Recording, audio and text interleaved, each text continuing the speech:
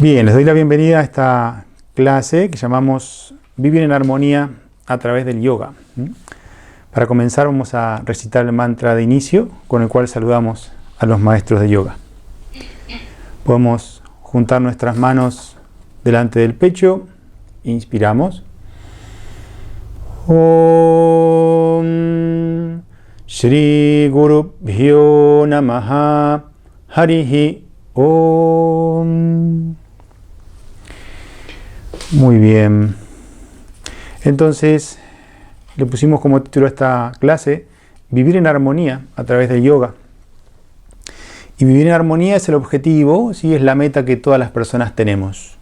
Y justamente es lo que el yoga nos permite lograr, ¿sí? El yoga podemos entenderlo como una tradición de enseñanza que tiene justamente este objetivo.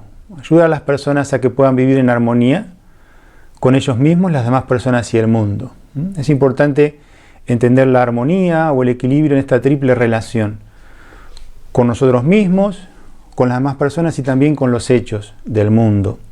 ¿Sí? Entonces, el yoga se presenta justamente como un medio que nos puede permitir vivir en armonía. ¿Sí?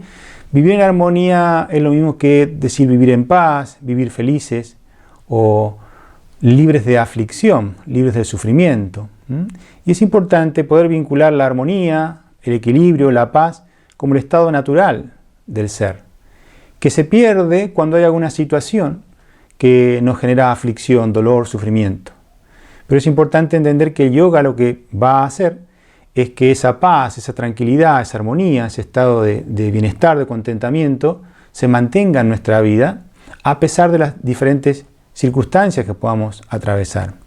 ¿Sí? Es importante que podamos entender y vincular la felicidad con un estado de paz mental, de tranquilidad. ¿Sí? En yoga entendemos a la felicidad como ese estado de contentamiento, de bienestar, vinculado a un estado de paz y de tranquilidad y de armonía. Y no vincular a la felicidad como un estado de euforia, de excitabilidad, ¿sí? En donde tienen que pasar cosas extraordinarias y un estado de felicidad muy diferente al que podemos vivenciar cotidianamente. Sino que el yoga lo que nos va a proponer es que ese estado de tranquilidad, de contentamiento, se mantenga, sea algo estable en nosotros.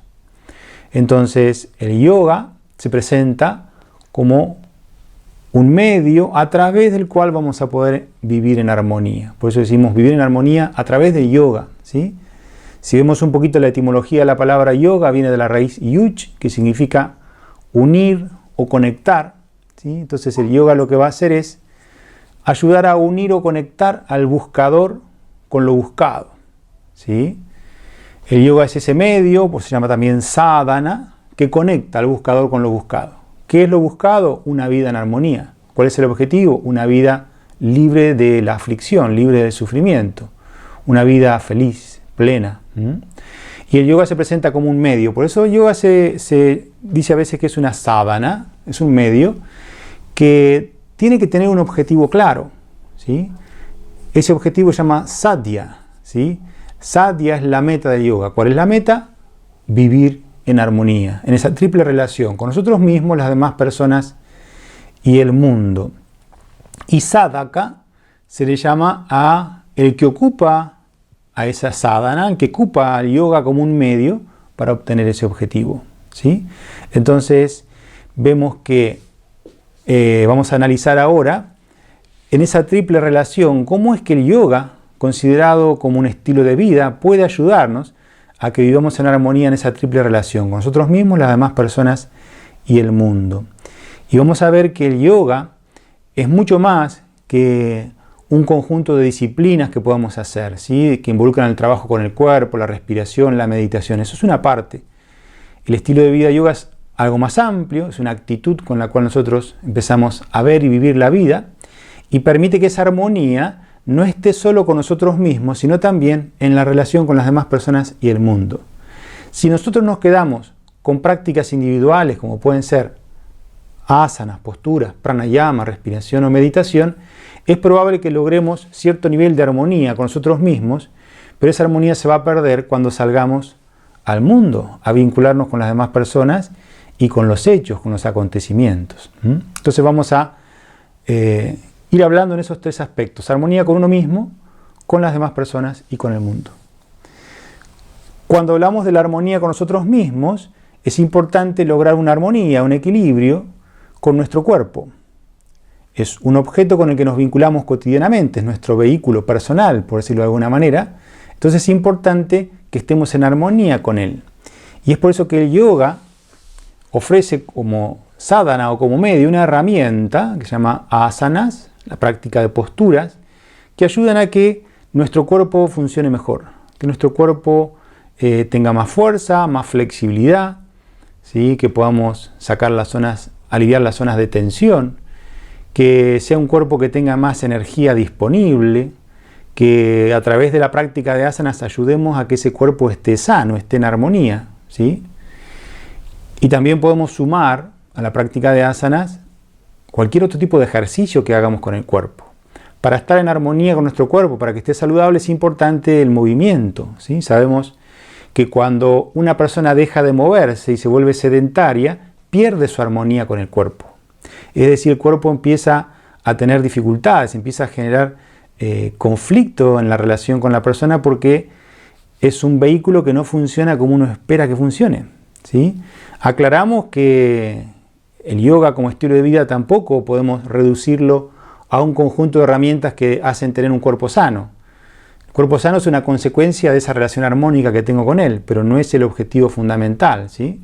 Entonces hacemos asanas, posturas para estar en armonía con el cuerpo. También es importante la armonía con el cuerpo a través del descanso. Necesito moverlo, pero necesito darle también recuperación. Parte de la armonía con el cuerpo es un descanso adecuado. Y un tercer pilar de esa armonía es la alimentación saludable. Una alimentación natural, ¿sí? Que le asienta bien al cuerpo. Y acá es donde aporta mucho el Ayurveda, ¿sí? La medicina que va hermanada al yoga, que se ocupa mucho de cómo estar en armonía con el cuerpo, específicamente a través de la alimentación. Y la Ayurveda puede hasta clasificar, de acuerdo a los doshas o al biotipo corporal que cada uno tenga, qué tipo de alimentos va a ser más adecuados y cuáles no, ¿sí? Y puede hacer una sugerencia muy particular en cuanto a la alimentación. Entonces, básicamente, para que haya armonía con el cuerpo necesitamos ejercicio físico, descanso y una alimentación adecuada. Si esos elementos no están, pierdo la armonía con el cuerpo. Y acá también yo puedo intuir, ¿sí? Por sentido común y por el contacto que tengo con mi cuerpo, qué le asienta bien y qué no. Es muy probable que hayan pasado por la experiencia de dormir poco y se dan cuenta que se pierde la armonía con el cuerpo. No funciona como corresponde porque no tuvo las horas de descanso adecuadas. También cuando le doy varios días seguidos una alimentación incorrecta al cuerpo, se pierde la armonía. Entonces puedo darme cuenta, ¿sí? Que hay ciertas acciones que yo puedo hacer que favorecen esa armonía natural. No es que tenga que hacer algo extraordinario, sino es simplemente entender cuál es la mejor forma de ayudar a mi cuerpo a que funcione bien, para estar en armonía con él. Las asanas entonces es una herramienta fundamental que el yoga aporta para estar en armonía con el cuerpo. Luego hablamos, en la armonía con nosotros mismos, que tenemos que buscar una relación armónica con nuestra mente, ¿sí? En la mente básicamente encontramos que hay pensamientos, emociones, ¿sí? Recuerdos, memorias. Entonces es importante que podamos tener armonía con nuestra mente. Ahora vamos a hablar en más detalle, pero por ejemplo la respiración, la práctica de pranayama, es una herramienta fundamental que afecta al cuerpo, porque podemos decir cuando yo respiro lento y de manera profunda, beneficio al cuerpo porque se oxigena mejor, ¿sí? Tiene más capacidad de captar oxígeno cuando respiro lento. Pero básicamente la respiración lenta y profunda afecta al sistema nervioso, lo relaja, y cuando el sistema nervioso se relaja, también la mente se relaja. Por eso que a través de la respiración puedo empezar a afectar, ¿sí? El estado mental, ayudando a tener más armonía con la mente. Entonces decimos que si en la mente podemos decir que hay dos cuestiones esenciales, ¿no? Digo, pensamientos, veo que hay pensamientos y hay emociones. Entonces, para estar en armonía con los pensamientos, ¿qué sería? Poder observar que la mente se mueve, que esa es su naturaleza, y poder hacer algo para aquietar de algún modo el diálogo interno, ¿sí? Para que la mente no esté todo el tiempo disparada en ese pensamiento verbal asociativo. Y acá es donde entra a ocupar un lugar central la meditación. La meditación es una práctica, una actividad mental que el yoga nos propone para bajar el modo de pensamiento automático de la mente, ¿sí? Lo que llamamos red neuronal por defecto, es que la mente esté todo el tiempo en ese diálogo interno y que pueda tener un poco más de calma, ¿sí? De que ese diálogo interno baje. Entonces, con la meditación empezamos a sacar ese flujo de pensamiento continuos, ayudamos a que la mente no sea tan reactiva, ¿sí? Que tengamos más espacio para ver lo que en ella acontece y que podamos elegir nuestras acciones y no actuar de manera impulsiva o reactiva, ¿sí? La meditación es una herramienta central para bajar la reactividad de la mente. Y también decimos que en la mente hay emociones y es importante que podamos estar en armonía con esas emociones, partiendo de reconocer que no hay control sobre las emociones que puedan aparecer o no en la mente. Nadie elige enojarse, el enojo viene, ¿sí? Por mi propia voluntad no me puedo alegrar o poner triste o enojarme. Tiene que haber un hecho que yo interpreto de cierta manera que despierta una emoción en mí. Pero no es algo que yo controle, ¿sí? Lo que sí puedo es estar en armonía con esas emociones, primero a partir de este reconocimiento de que no tengo control, de aceptar la emoción y ver cómo puedo gestionarla para que cuando me expreso con esa emoción no lastime a otras personas, por ejemplo, ¿sí? Entonces, para lograr el equilibrio emocional, el equilibrio con las emociones, el yoga propone lo que se llama una vida de valores humanos universales, que nos van a ayudar a estar en armonía con las emociones, con nosotros mismos, y también vamos a ver en la relación con las demás personas. Entonces, un ejemplo claro es poco probable que yo pueda estar en armonía con mis emociones, ¿sí? Si de manera regular miento. Si no soy una persona íntegra, si no tengo alineación entre lo que pienso, digo y hago, emocionalmente no voy a poder estar en equilibrio, ¿sí? Van a venir emociones que van a generar conflicto a nivel interno, van a generar cierto nivel de aflicción, de dolor. Cuando yo puedo ser una persona auténtica y puedo estar alineado entre el pensamiento, la palabra y la acción, ¿sí? O no tengo división entre el pensador y el hacedor, o no hay contradicciones entre lo que pienso y luego hago, encuentro armonía con mis emociones. Entonces, la vida de valores regula el campo emocional. La vida de valores hace que la persona madure emocionalmente y pueda encontrar más armonía con ellas. Esto no quiere decir que ciertas emociones dejen de estar. Todas las emociones son válidas, son importantes que estén, cumplen una función. Pero estar en armonía quiere decir que puedo actuar con esa emoción, ¿sí? Sin lastimarme yo ni lastimar a los demás. Es normal que ante cierta situación nueva para mí o una situación límite a la que nunca fui, genere una emoción de miedo, ¿sí? Pero lo importante es que yo con ese miedo pueda actuar y pueda actuar sin lastimarme a mí y a los demás. Puede ser que haya ciertas situaciones que despierte cierto nivel de enojo en la persona y puede expresarse con un nivel de enojo para poner un límite, para tomar distancia, para poder decir que no a ciertas cuestiones, sin necesidad de lastimar a otros. Entonces, todas las emociones van a ser válidas y la forma de encontrar armonía con ellas es a través de una vida de valores, ¿sí? Y luego también en la mente está lo que llamamos el concepto de mí mismo, ¿sí? En la mente tengo el conocimiento o ciertas ideas de quién soy, ¿sí? Entonces, lo que llamamos la filosofía del yoga, Vedanta o Jnana Yoga, el yoga de conocimiento, lo que hace es revisar ciertas ideas, ciertas creencias de quién creo que yo soy que me generan sufrimiento. Y me empieza a hacer reflexionar, indagar, ¿sí? Se llama vichara, hacer una autoindagación para revisar las ideas o los conceptos de quién creo que soy.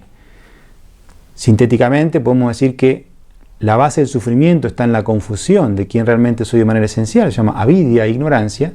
Me creo que soy el cuerpo y tan bueno como lo que puedo hacer con mi cuerpo. Me creo que soy la mente, los roles y lo que puedo hacer con ellos. Entonces, de esa forma siempre me voy a ver limitado, carente, siempre algo va a faltar, siempre algo se puede mejorar.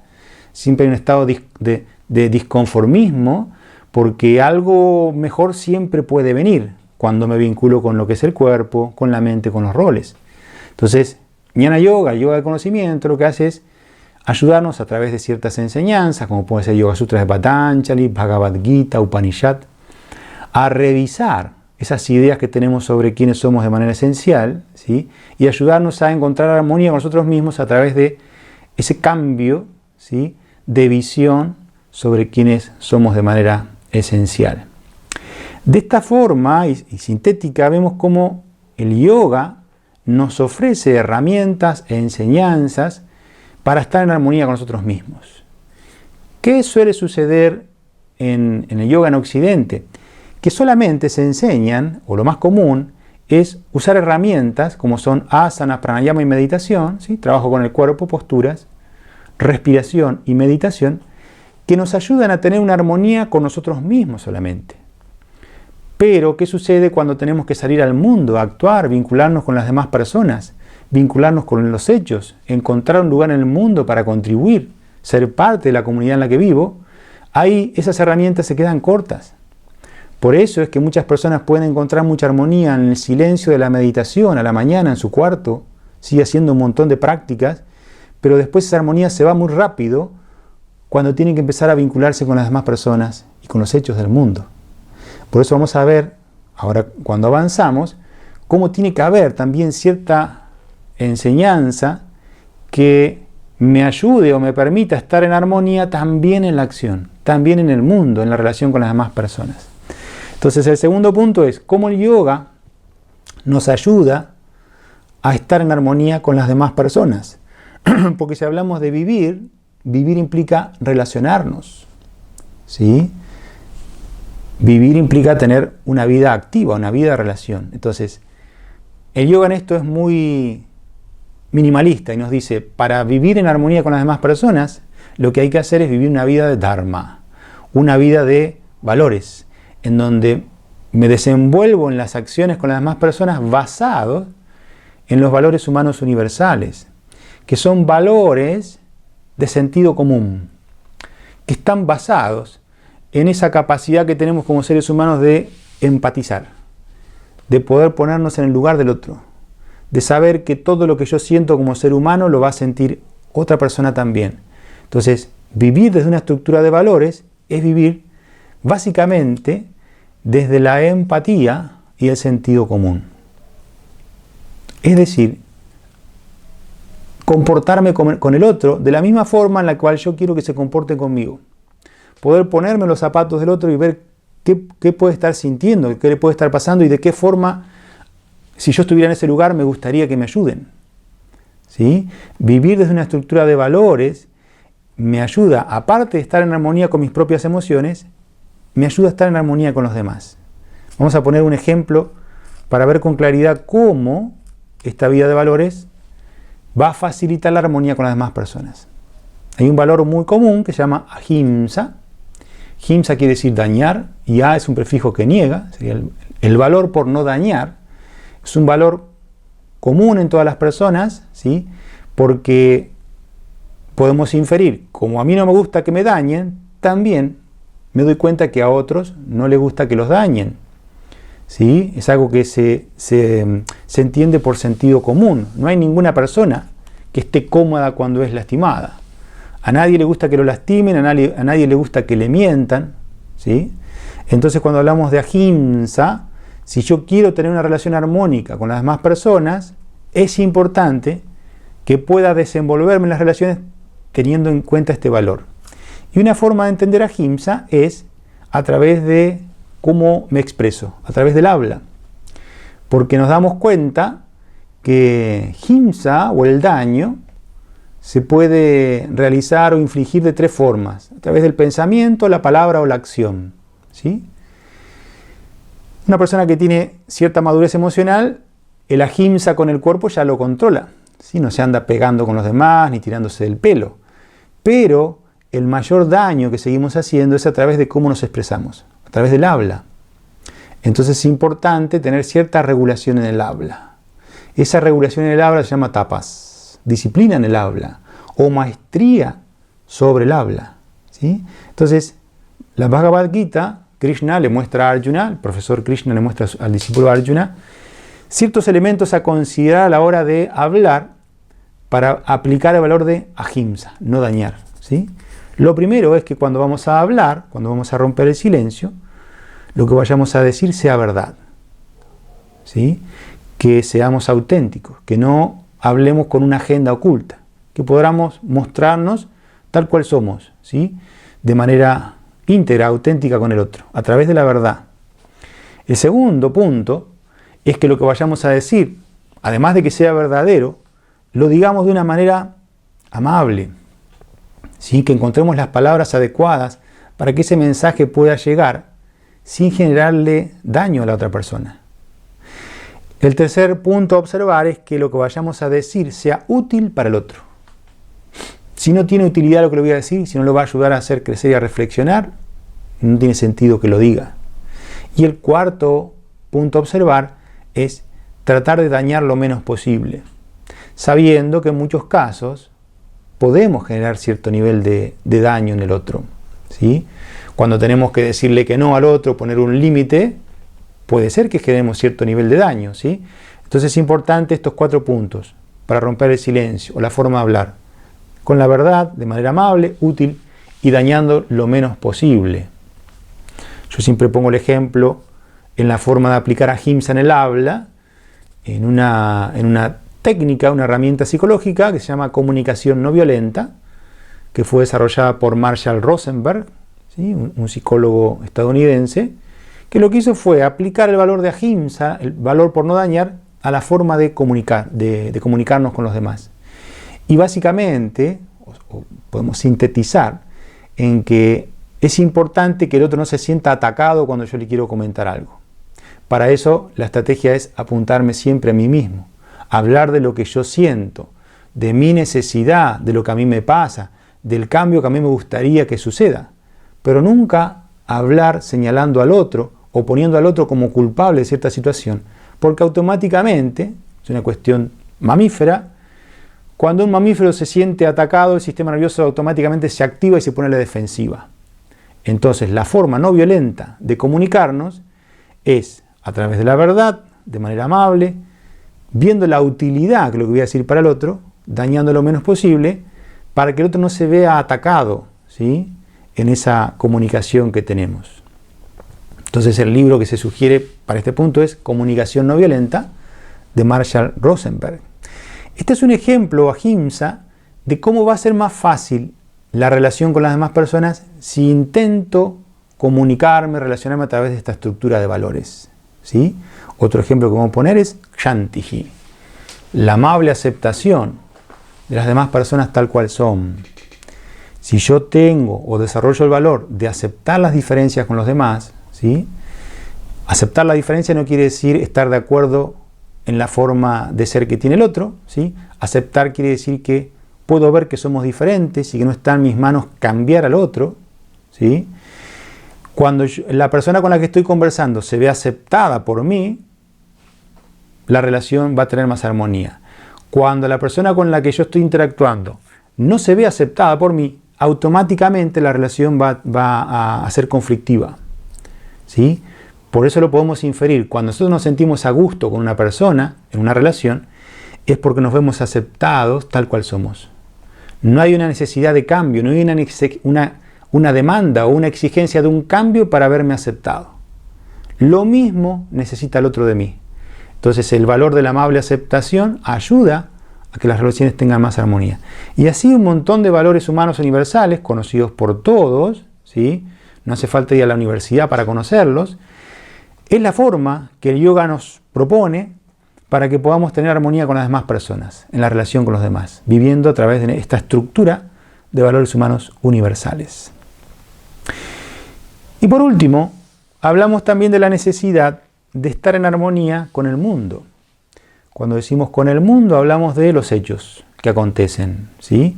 Hay hechos que acontecen de manera común para una comunidad y hay hechos que acontecen de manera individual. Entonces, no solo tenemos que estar en armonía con nosotros mismos, con alguna práctica individual que podamos hacer en casa, en la soledad, en la tranquilidad de estar con nosotros mismos, sino también armonía con las demás personas viviendo una vida de valores y armonía con el mundo, es decir, con los hechos. Entonces, el primer punto que surge de sufrimiento es cuando nos damos cuenta del poco control que tenemos sobre lo que nos va a pasar en la vida. ¿Sí? La fuente más importante de estrés está en aquellas personas que quieren controlar el mundo y se dan cuenta que no lo pueden hacer, o que es muy poco el control que tienen, o que requiere mucho esfuerzo mantener el control de ciertas variables. Y en muchos casos es cuando queremos controlar a las demás personas para que se comporten tal cual creemos nosotros que deberían comportarse. Esa es la fuente principal de estrés y de dolor. Si pensamos la dificultad que tenemos con alguna persona en la relación, lo más probable es que me cueste aceptar a esa persona tal cual es y yo tenga estrategias para que cambie y hago el esfuerzo para que cambie. O estoy ahí esperando que esa persona cambie para que esa relación pueda tener armonía. ¿Sí? Entonces, vemos que esta sensación de no tener control es una fuente muy alta de estrés y genera mucho conflicto con los hechos del mundo. Porque el yoga lo que nos muestra, a modo de enseñanza, es a dónde está el control y a dónde no. Dónde hay control y dónde no. Y qué nivel de control tenemos en nuestra vida.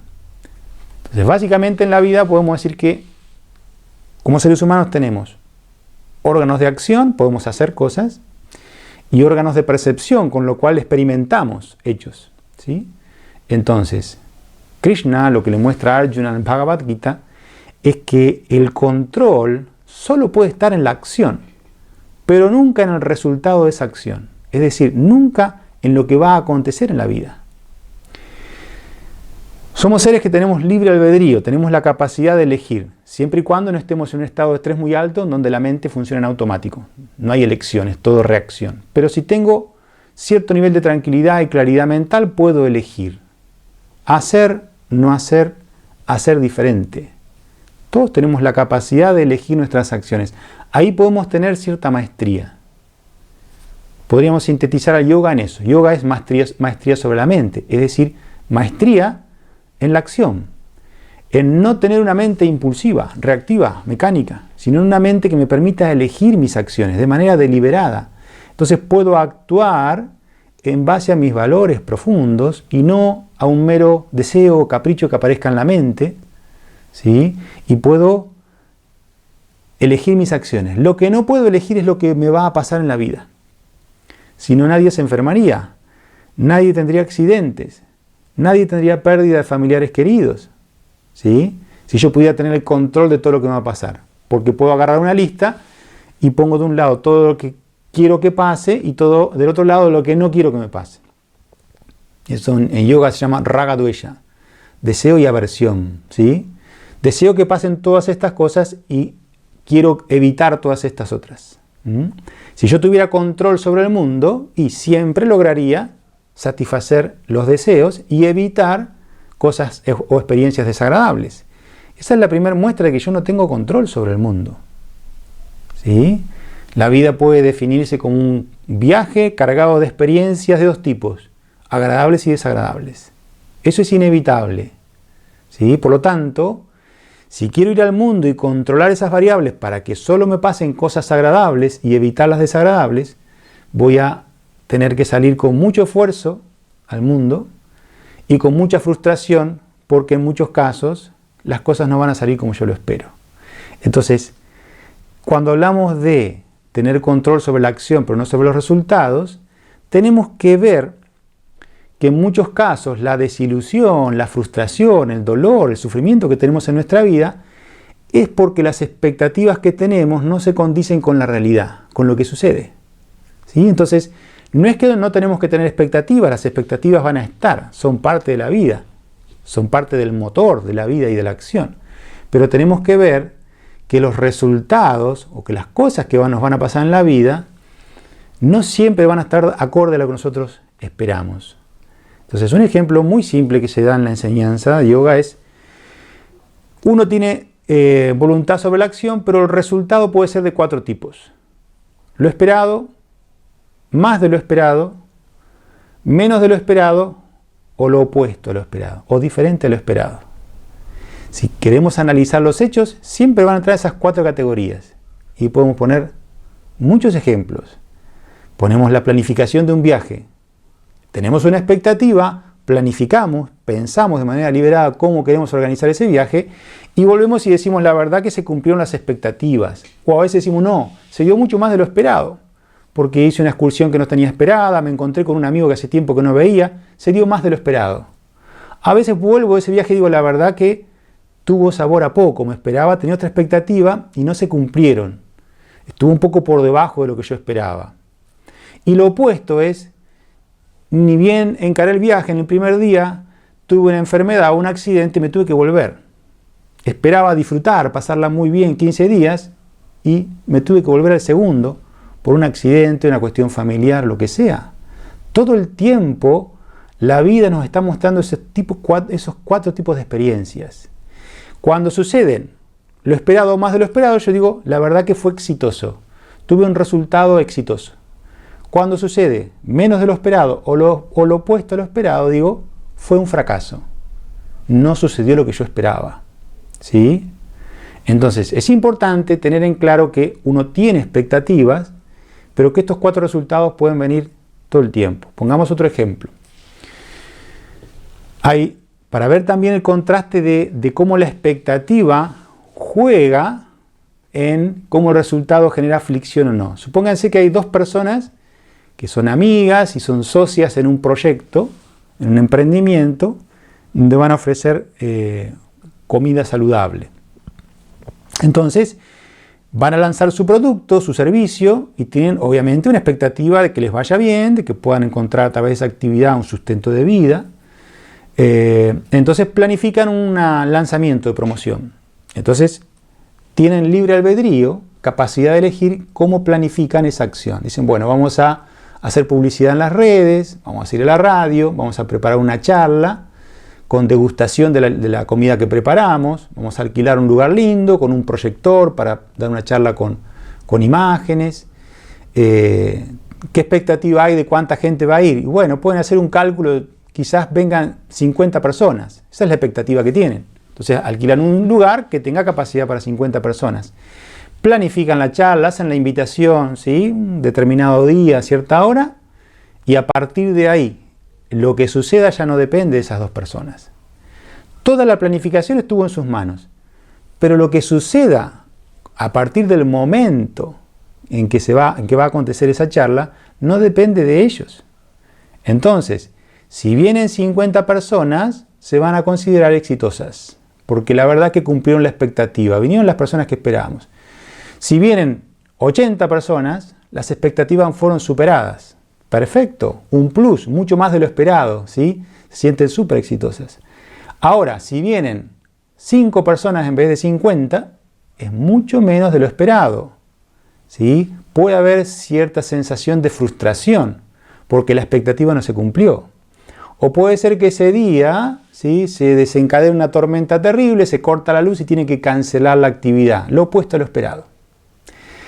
Esas 4 posibilidades siempre van a estar allí latentes. Entonces, una persona que tiene cierto nivel de madurez emocional, de sentido común, que ve hasta dónde llega su lugar de control, no va a estar tan afectado por si vinieron 50, 80 o 5, porque sabe que eso no depende de él.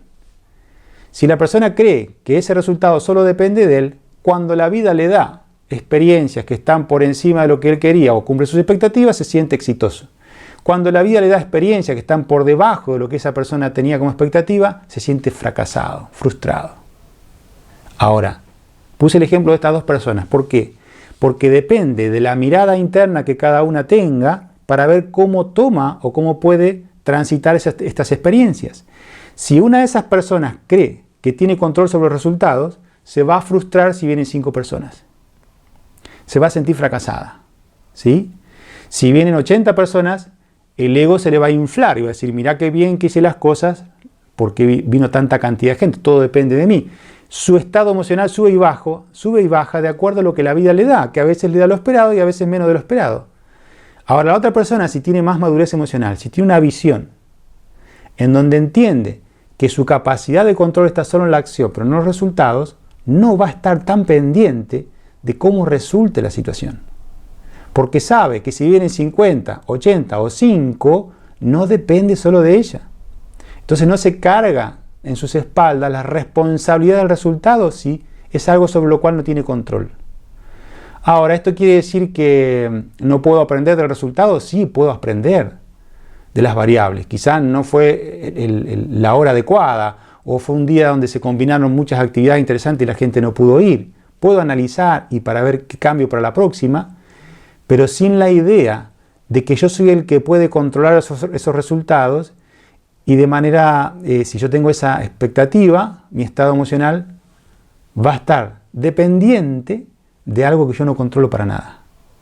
Entonces vemos cómo también el yoga, cuando habla de armonía con el mundo, con los hechos, nos va dando una visión que nos ayuda a comprender cómo funciona la vida, cómo es el juego de la vida, a dónde tengo control, a dónde no, para poder entendiendo esas reglas que yo no controlo, que ningún ser humano creó, que son parte de la vida, poder entenderlas, y eso se llama conocer sobre la vida, me ayudan a poder transitarla con mayor armonía con los hechos. Si yo tengo más capacidad de aceptar los hechos, los voy a poder transitar con menos dolor, con menos sufrimiento. ¿Sí? Cuanto más capacidad tenga yo de aceptar los hechos, mi mente va a tener más tranquilidad y claridad para ver de qué manera puedo transitarlo mejor, de qué manera puedo superarlo. Pero en ningún caso el yoga nos habla de que en algún momento vamos a poder vivir una vida sin obstáculos, una vida sin problemas, sino es que lo que va a hacer es generar un cambio interno, un cambio cognitivo, un cambio en la manera de ver y vivir la vida que hace que podamos estar en armonía a pesar de que no siempre las cosas salgan como nosotros las esperamos, a pesar de que sigamos teniendo problemas igual que cualquier persona. ¿Sí? Es una mirada muy realista de la vida.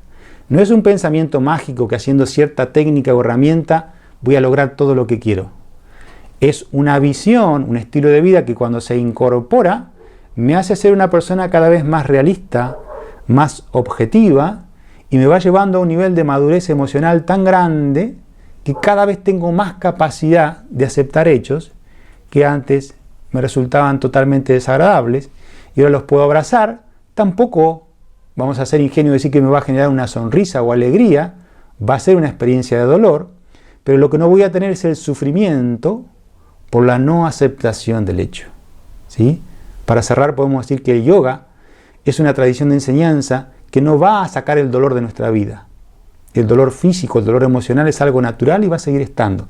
Lo que va a sacar de manera progresiva y gradual es el sufrimiento que tenemos por la no aceptación de los hechos que consideramos desagradables o inesperados. Vamos a cerrar cantando Om Shanti. Om Shanti Shanti Shanti.